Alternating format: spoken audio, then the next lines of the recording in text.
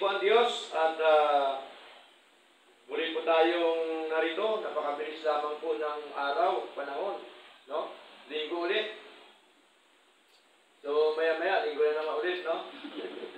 Okay. So, napakabilis po talaga ng panahon at ang ibig lamang po sabihin, mabilis po yung ikot ng mundo, no? At yun po talaga ay biblical po yun. Okay, kaya tayo, bilang mga anak po ng Diyos, tuloy lang po tayo sa ating paglilingkod sa ating Panginoon. Kaya, sa umagang ito ay ating pong purihin ang ating Diyos sa buhay sa pamagitan po ng ating mga aawitin para sa Kanya. Tayo pong lahat ay handa na sa pag-awit para sa ating Panginoon. Amen. Ibigay natin yung ating best para kay Lord. Okay? Tayo lahat po ay tumayo at tayo po i-awit sa Lord. Pangano po tayo ni Brother Isaac sa mga awitin para sa ating Panginoon. Tayo po ay sumandaling yumuko at tayo po ay manalangin sa Lord. Amang Banal, marami pong salamat sapagkat kami po ay patuloy niyo pong kinikilos, patuloy niyo po kaming pinagkaluban ng sigla, lakas, at maging po sa buhay na ito, kami po ay nakarating pa po sa araw na ito, sa oras na ito. Salamat po sa inyong mga biyaya at pagkapala sa aming mga buhay, Lord. At tunay nga po, marami din po salamat sa inyo po mga pangako na isa sa inyong pangako, Panginoon, hindi niyo po kami iiwanan ni pababayaan man. Salamat po sapagkat kami po ngayon ay malusog, masigla, at nakakakain ng maraming beses ang araw. Salamat po, Diyos, sa mga biyaya at pagkapala niyo po, Panginoon, higit sa lahat, sa buhay na walang hanggan, sa eternal life na inyo pong ibinigay sa amin, O Lord. At Panginoon, ang dahilan kung bakit kailangan namin magpatuloy po sa inyo sapagkat kailangan din namin ang temporal na kaligtasan sa mundong ito. At batid niyo po, Diyos, na lalong lumalala ang aming kapaligiran, Panginoon. At kailangan namin, Panginoong Diyos, ng inyong pagliligtas. Kaya kami, Panginoon, ay patuloy po na sumusunod, Panginoon, sa inyong kalooban. Isa po sa inyong kalooban ng Diyos ay ang amin pong pagsamba po sa inyo every Sunday, sapagkat ito po ang inyong ibinigay, pinagkaloob, Panginoon, na araw. Kami po ay sama-sama upang kayo po ay aming sambahin. Salamat po na marami sa lahat ng mga kapatid na narito, maging po sa mga kapatid na muli po namin nakasama ngayon. Marami po salamat po, Diyos. Tunay nga po na kayo po ang siyang Diyos na buhay, hindi nagbabago mula noon, ngayon, at magpakailanman. Nawa, Panginoon, kami po ay inyong patuloy na pagpalain ng inyong pong mga salita sa amin pong pag-aralan po ngayon. At nawa ang Banal mong Espiritu ang siyang patuloy po na kumilos, humipo at manguna, Panginoon, sa amin pong mga buhay upang ang mga aral niyo po, Diyos, ay amin pong itong may isa katuparan, may isa pamumuhay, Panginoon, sa araw-araw po naming buhay, Lord. Salamat sa inyong mga aral, na ang mga aral niyo po, Panginoon, ay lagi pong sariwa sa buhay ng bawat isa. Salamat po sa inyong mga aral, Panginoon, na siyang silbing gabay sa aming mga buhay. At ang mga aral niyo po, Panginoon, ay kailangan namin, O Diyos, upang kami po ay makapanatili, maging matatag sa aming pong paglilingkod po sa inyo. Salamat po at gayon po, Panginoon, pinapasalamatan din po namin ang mga kapatid na nag-virtual worship. Nawa sila din po nawa inyong pagpalain ng inyong po mga salita at Gayon din po, Panginoon, sa mga kapatid na papunta pa lamang, patuloy mo silang iingatan. At nawa, Panginoon, patuloy niyo po nawa punuin ang aming mga puso ng kagalakan. Patuloy niyo po nawa kaming lahat i-comfort. At nawa, Panginoon, ay patuloy niyo po nawa padaluin sa aming mga puso ang tunay na pag-asa at kapayapaan sa aming mga buhay. Salamat po na marami. Sa inyo lamang po, O Lord, ang lahat ng karangalan at kalhatian sa pangalan po ni Jesus. Amen. Amen. Tayo ng mga salita po ng Diyos. Okay, Colossians chapter 1. Salitan po tayo sa pagbabasa ng mga salita ng ating Diyos na buhay. Colossians chapter 1 verse 1 up to verse 20. Colossians chapter 1 verse 1 up to verse 20. Okay? At salita po tayo mga kapatid sa pagbabasa ng mga salita po ng Diyos. Ako pong mauna sa wikang Banyaga o King James Version. Paul, an apostle of Jesus Christ, by the will of God, and Timotheus, our brother.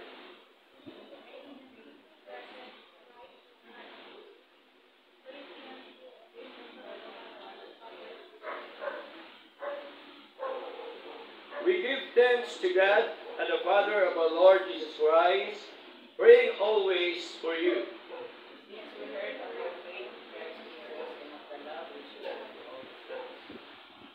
For the hope which is laid up for you in heaven, whereof ye heard before in the word of the truth of the gospel.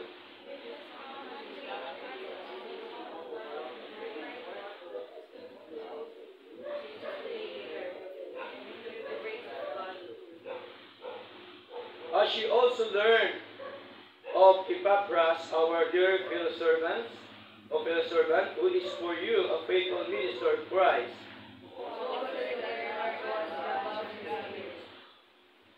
For this cause, we also, since the day we heard it, do not cease to pray for you, and to desire that ye might be filled with the knowledge of His will in all wisdom and spiritual understanding.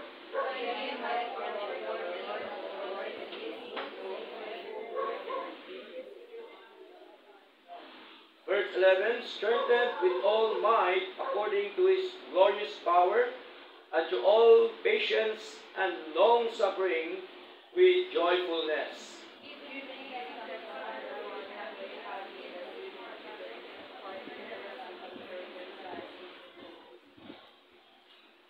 Who hath delivered us from the power of darkness, and hath translated us into the kingdom of His dear Son.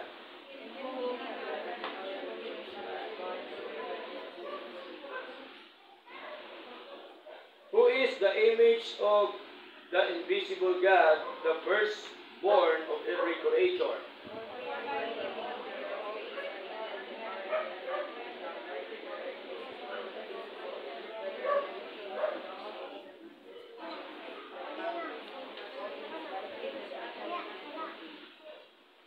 And He is before all things, and by Him all things consist.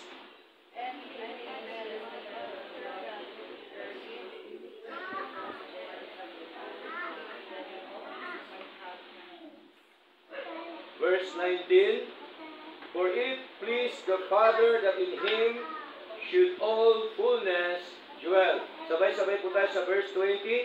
And having made peace through the blood of His cross, by Him to reconcile all things unto Himself.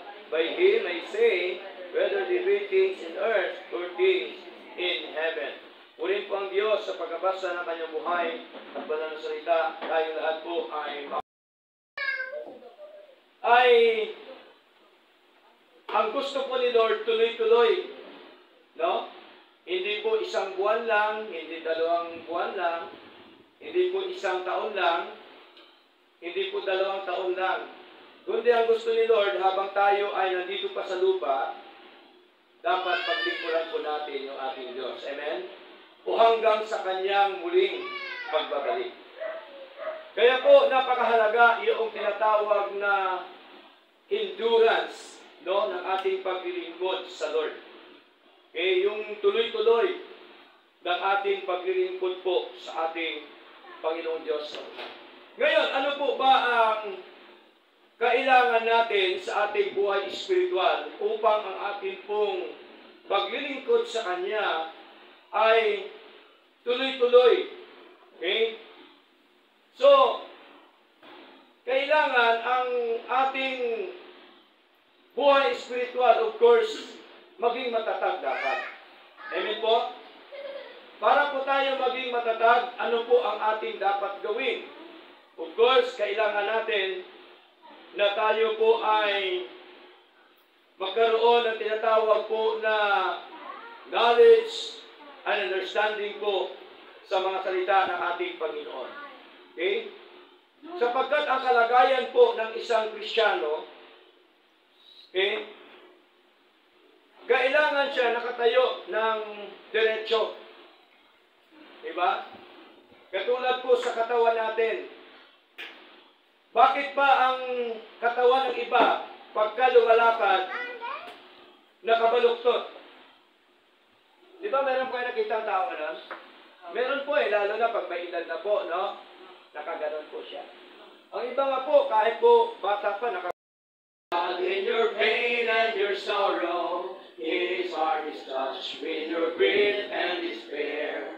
Cast all your cares and your burdens upon Him, and leave them there, oh leave them there. Have faith in God, He is on His throne. Have faith in God, He watches o'er His own. He cannot fail, He must prevail. Have faith in God, have faith in God. Have faith in God, though all else fail about you. Have faith in God, He provides for His own. He cannot fail, though all kingdoms shall perish. He rules, He reigns upon His throne. Have faith in God, He is on His throne. Have faith in God, He watches o'er His own. He cannot fail, He must prevail. Have faith in God, have faith in God. Amen. Let us pray. Panginoong Diyos, Ama naming banal, maraming pong salamat sa katagumpayan ng iyong gawain. Salamat po Diyos sapagkat kayo po ay aming nakilala sa Biblia kaparaanan. At kayo po ang Diyos na buhay na patuloy na kumikilos po sa amin. Kayo po ang Diyos na punong-puno ng pag-ibig at kahabagan. Salamat sa inyong biyaya. Salamat po sa inyong habag, sa inyong awa sa amin. Panginoon, na sa likod po ng aming mga kahinaan, kami po ay patuloy niyo pong pinangunahan, pinapalakas, pinapasigla, at kami po ay inyong patuloy na ginagabayan sa araw-araw po namin buhay. At salamat din sa mga salita niyo po, paalala sa amin na kayo pong Diyos na walang katulad, pinakamakapangyarihan po sa lahat.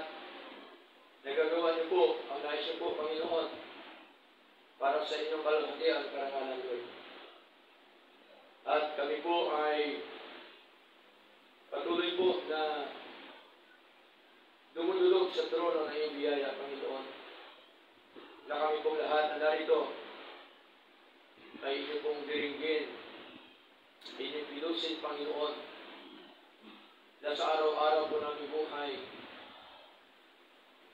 kami po nawa inyong patuloy na turuan, pangungahan, Lord, upang ang aming mabuhay, Lord God, sa aming paglalakbay sa mundo ito ay magiging maayos po at maging matagumpay.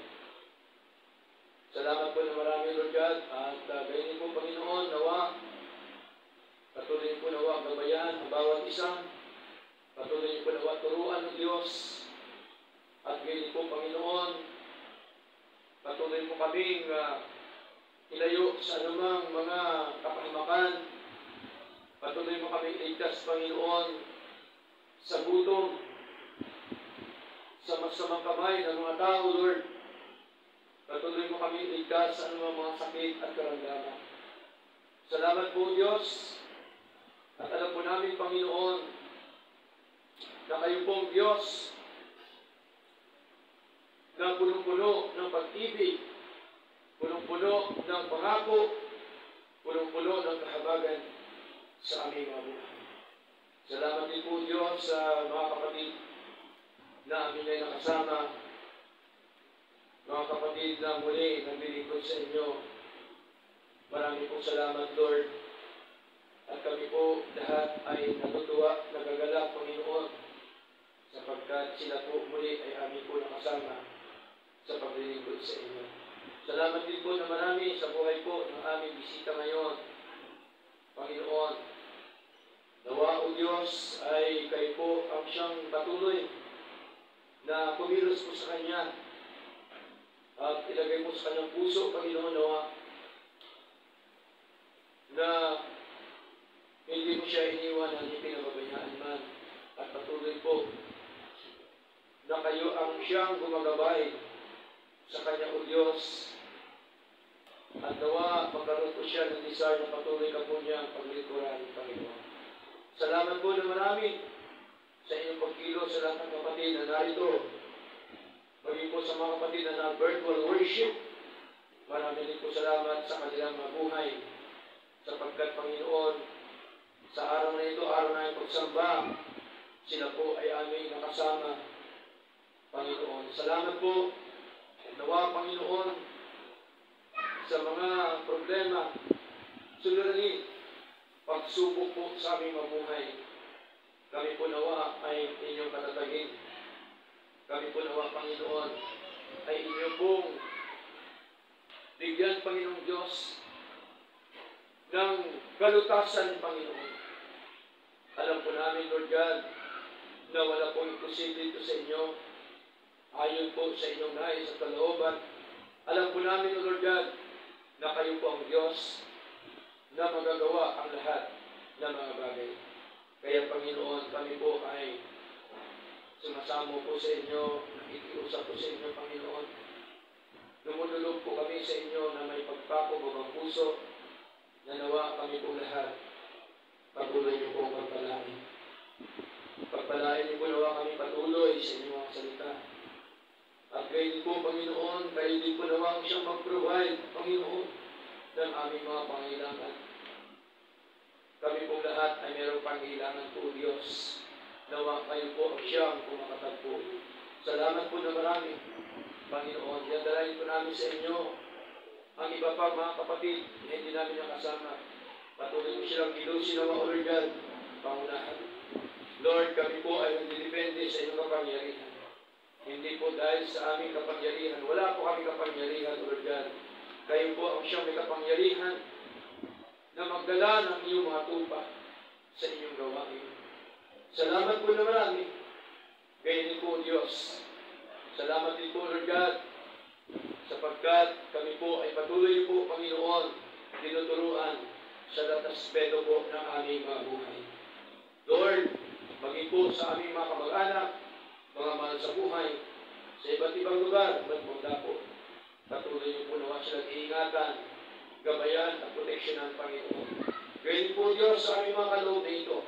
Gayun po nawa ang siyang manguna, magpaspas dito, Panginoon. Pati niyo po, Diyos, na amin po ito ikaloob sa inyong gawain na galing sa aming mga puso, Panginoon. Sapagkat, Panginoon, ang nagagaling sa puso ang sa inyo po, Panginoon, pinagpapala, Lord. Salamat po na marami, Panginoon, sa mga kapatid na patuloy na sumusuporta po sa inyong gawain, Lord God. Tunay nga po na napakabuti niyo po, Panginoon, at amin din po dinadalayan po sa inyo ang buhay po ni Sister Kay, Panginoon, sa kanyang karawan noong May 15, O Lord. Salamat po sa kanyang buhay. Nawa, patuloy niyo po, nawa, tugtungan pa ang kanyang buhay sa mundo ito.